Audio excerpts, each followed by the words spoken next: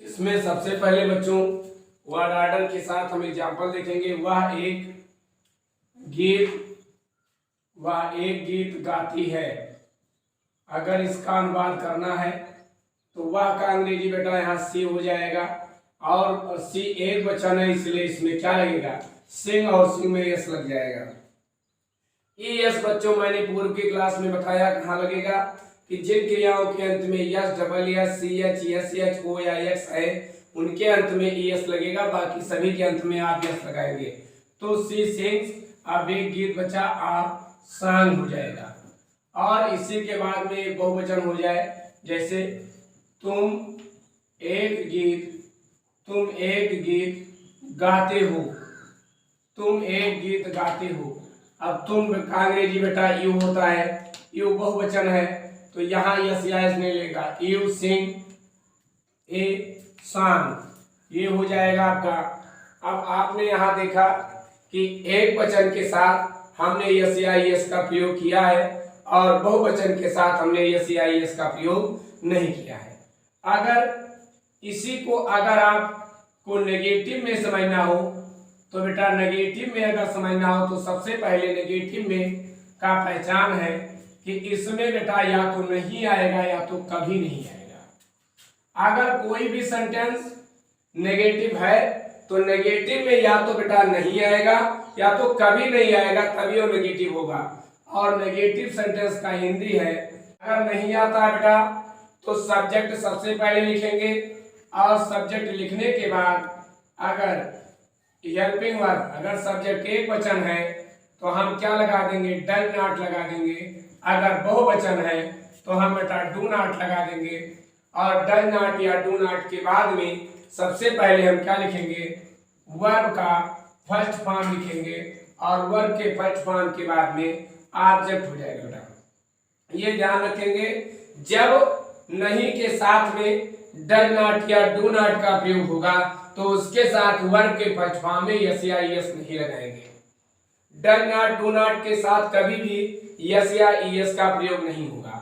अगर बेटा यही वाक्य नहीं के साथ में कभी जुड़ जाए, जैसे कभी नहीं आने पर, कभी नहीं, सबसे पहले कभी नहीं आने पर, कभी नहीं आने पर, अगर कभी नहीं आता बेटा तो कभी नहीं की अंग्रेजी क्या होता है, नेवर होता है। कभी नहीं की अंग्रेजी नेवर होता है। और इसमें पहले हम सब्जेक्ट लिखेंगे, सब्जेक्ट के बाद में क्या लिखेंगे, नेवर, और नेवर के साथ में वर्ब का फर्स्ट फॉर्म, और वर्ब के फर्स्ट फॉर्म के बाद में यस या ईएस, और यस या ईएस के बाद में बेटा ऑब्जेक्ट हो जाएगा। आप ये ध्यान रखोगे कि जब नेवर का प्रयोग हो जाएगा तो नेवर का प्रयोग हो जाने पर हम क्या करेंगे, डज नॉट या डू नॉट का प्रयोग नहीं करेंगे।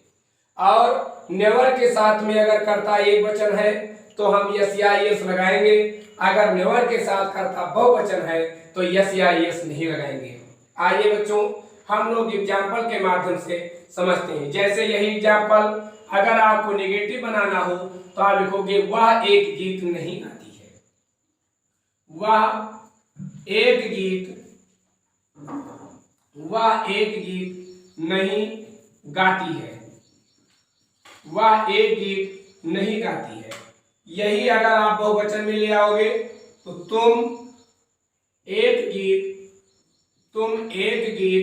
नहीं गाती हो बेटा, ये हो जाएगा तुम एक गीत नहीं गाती हो।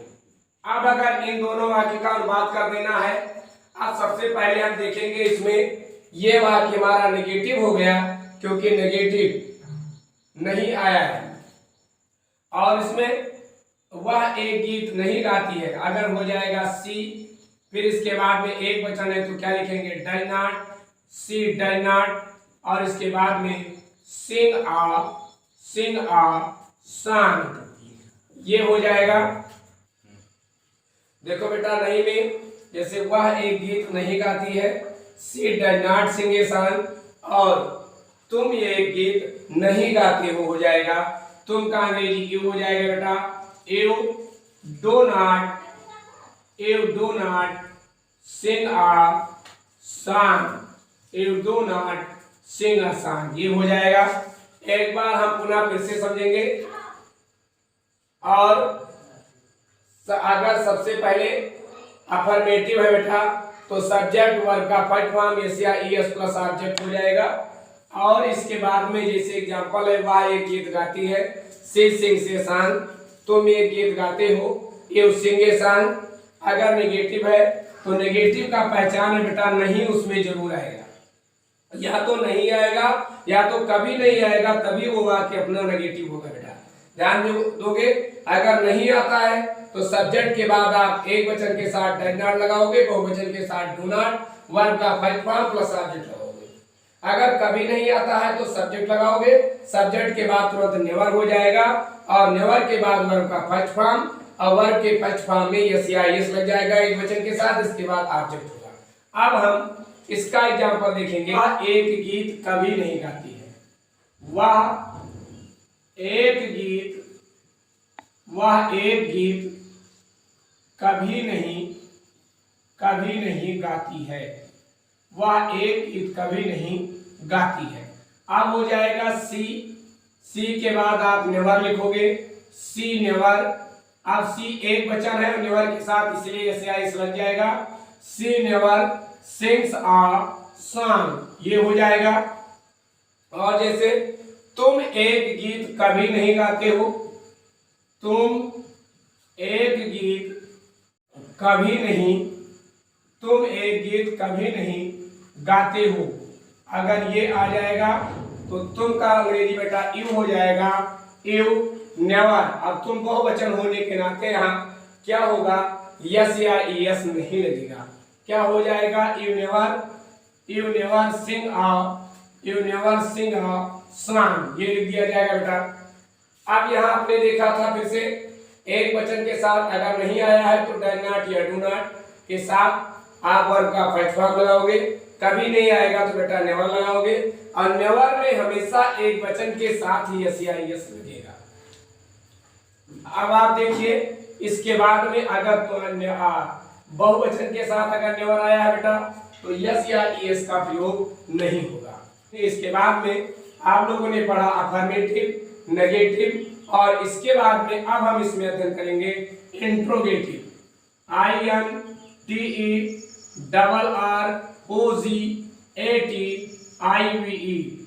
Interrogative, interrogative sentences, interrogative sentences. Interrogative sentences मतलब प्रश्नवाचक वाक्य। इंट्रोगेटिव सेंटेंसेस मतलब प्रश्नवाचक वाक्य, ऐसे वाक्य जिसमें बेटा प्रश्नवाचक शब्द हो उसे हम क्या कहेंगे, इंट्रोगेटिव कहेंगे। जिसमें प्रश्नवाचक शब्द दिए हो, जैसे हम कुछ प्रश्नवाचक शब्द को लिखते हैं, क्योंकि आप लोग क्या करते हो, प्रश्नवाचक शब्द भूल जाते हो, मिस कर देते हो, तो सबसे पहले हम क्या करेंगे, उस प्रश्नवाचक शब्द को लिखेंगे। जैसे आप ये प्रश्नवाचक शब्द आपके इंट्रोगेटिव में, जैसे क्या, क्यों, कब, कहां, कैसे, कौन, किसका, कौन सा, ये बेटा प्रश्नवाचक शब्द आपके अधिकतर आते हैं तो इंट्रोगेटिव हो जाता है। वैसे तो हम बताएंगे आप लोगों को ग्रामर में कि प्रश्नवाचक बेटा दो प्रकार के होते हैं, एक बेसिक प्रश्नवाचक शब्द होता है, एक फॉर्मेटिव होता है। तो सबसे पहले हम बेसिक प्रश्नवाचक शब्द का, जिसपे पूरा ग्रामर मूव करता है, तो 9 बेसिक होते हैं, 9 फॉर्मेटिव होती है। और इसमें आपको जो प्रश्नवाचक शब्द लिखे गए हैं ये बेसिक प्रश्नवाचक शब्द है। जैसे क्या का अंग्रेजी बेटा व्हाट होता है, क्यों का अंग्रेजी बेटा व्हाई होता है, कब का अंग्रेजी व्हेन होता है, कहाँ का अंग्रेजी व्हेयर होता है, कैसे का अंग्रेजी हाउ होता है, कौन का अंग्रेजी हु होता है, किसका का अंग्रेजी हुज होता है, और कौन सा का अंग्रेजी बेटा व्हिच होता है। कुल मिला के ये लगभग 9 प्रश्नवाचक शब्द हैं। काउंट कर लेते हैं, 1 2 3 4 5 6 7 8, और एक इसमें और बच गया बेटा होम होता है, जो जिसको हम कहते हैं whom का अंग्रेजी होता है किसे या किसको, किसे या किसको, और किसे या किसको का अंग्रेजी बेटा होता है whom।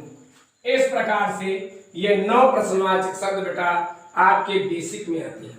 अब इन प्रश्नवाचक शब्द को हमको देखना पड़ता है कि ये वाक्य के प्रारंभ में आए हैं या वाक्य के अंत में आए हैं। अगर ये प्रश्नवाचक शब्द बेटा वाक्य के अगर प्रारंभ में आते हैं तो हम क्या करते हैं, इनकी अंग्रेजी नहीं लिखते हैं। जैसे एक प्रश्नवाचक शब्द को लेकर मैं समझाता हूं, जैसे क्या पहले आने पर, क्या क्या पहले आने पर, क्या पहले आने पर, अर्थात देखेंगे इसमें हम यदि वाक्य का प्रारंभ ही प्रश्नवाचक शब्द से हुआ है तो हम क्या करेंगे, उसकी अंग्रेजी नहीं लिखेंगे। तो किसी भी टेंस में हम बेटा प्रत्येक टेंस में चलेगा कि अगर वाक्य का प्रारंभ प्रश्नवाचक शब्द से हुआ है तो जिस टेंस में प्रश्नवाचक शब्द आएगा उसकी हम क्या करेंगे, हेल्पिंग वर्ब को लिख देंगे। जैसे प्रेजेंट इंडेफिनिट टेंस का हेल्पिंग वर्ब डज या डू है, तो सबसे पहले अगर प्रश्नवाचक शब्द आया है तो एक वचन के लिए हम बेटा डज को आगे कर देंगे और बहुवचन के लिए क्या करेंगे, डू को आगे कर देंगे। इसके बाद में हम सब्जेक्ट लिखेंगे और इसके बाद में वर्ब का फर्स्ट फॉर्म लिखेंगे और इसके बाद में ऑब्जेक्ट हो जाएगा। अगर इंट्रोगेटिव है तो बेटा क्वेश्चन वर्ड लगाना एकदम क्या है, कंपलसरी है। अब अगर यही प्रश्नवाचक शब्द बीच में आ जाए, लेकिन कुछ प्रश्नवाचक शब्द को छोड़कर कौन या किसे या किसको को छोड़कर, क्योंकि बेटा ये एक्सेप्शन है, अपवाद है, इसको मैं थर्ड पायदान पे लिखता हूं। अगर यही चीज आ जाए बेटा, यही चीज आ जाए प्रश्नवाचक शब्द बीच में आने पर, प्रश्नवाचक शब्द बेटा बीच में आया है तो सबसे पहले हम क्या करेंगे, यदि प्रश्नवाचक शब्द बीच में आया है तो उसकी अंग्रेजी हम क्या करेंगे, सबसे पहले लिखेंगे। तो इसमें सबसे पहले हमारा क्वेश्चन वर्ड हो जाएगा जिसे आप प्रश्नवाचक शब्द कहते हो। फिर वही प्रक्रिया, हेल्पिंग वर्ब, एक वचन है तो बेटा डज लगेगा, बहुवचन है तो डू लगेगा।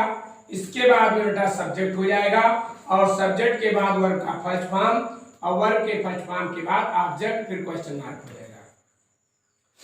अब जो मैंने लिया था इसको आपको अधिकतर लोग नहीं बताते हैं, छोड़ देते हैं।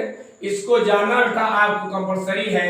ये कौन, इसको आप देख लीजिए, अगर केवल कौन आता है तो ये एक्सेप्शन है, तो यहां आप एक स्टेप और बना लोगे बेटा, कौन आने पर, कौन आने पर, कौन आने पर। अगर कौन आता है बेटा तो ये ऐसा प्रश्नवाचक शब्द है बेटा कि ये प्रश्नवाचक शब्द होते हुए भी खुद ब खुद सब्जेक्ट का कार्य करता है। जैसे अब इसमें आया है तो कौन का अंग्रेजी बेटा हु हो जाएगा, फिर इसके बाद में वर्ब का फर्स्ट फॉर्म और वर्ब के फर्स्ट फॉर्म में यस या ईएस और यस या ईएस के बाद में ऑब्जेक्ट हो जाएगा। यही चीज अगर कौन के साथ नहीं आ जाए तो इसकी बात आप समझ लेंगे, क्योंकि मैंने आपको कहा है कि एकदम बेसिक से एडवांस तक हम आप लोगों को लेके चलेंगे।